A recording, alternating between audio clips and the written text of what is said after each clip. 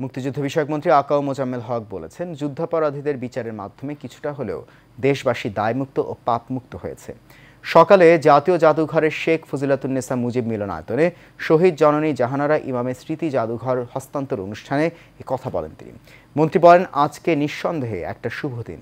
সেই মহিয়সী নারীর স্মৃতি জাদুঘর, যেটি ব্যক্তিগত উদ্যোগে তৈরি করা হয়েছিল, সেটি জাতীয় জাদুঘরের শাখা হিসেবে গ্রহণ করে আরেকবার কিছুটা হলেও দায়মুক্ত হলো জাতি। মন্ত্রী আর বলেন, আওয়ামী লীগ মুক্তিযুদ্ধের চেতনাকে লালন করে দেশ পরিচালনা করে, আর দেশবিরোধী চক্র উন্নয়ন বাধাগ্রস্ত করতে ষড়যন্ত্রে লিপ্ত।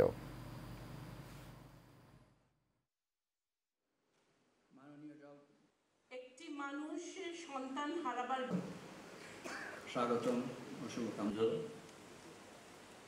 এবং সমস্ত যুদ্ধাপরাধীদের বিচার করতে না পারলেও যারা পালের বোধা ছিল, যাদেরকে কেশাগ্র স্পর্শ করতে সাহস পা দূরে থাক মানুষ ভাবতে পারে না, অন্ততপক্ষে তাদের বিচার করে তাদের শাস্তি নিশ্চিত করে কিছুটা হলেও আমি মনে করি সফলতা লাভ করেছে।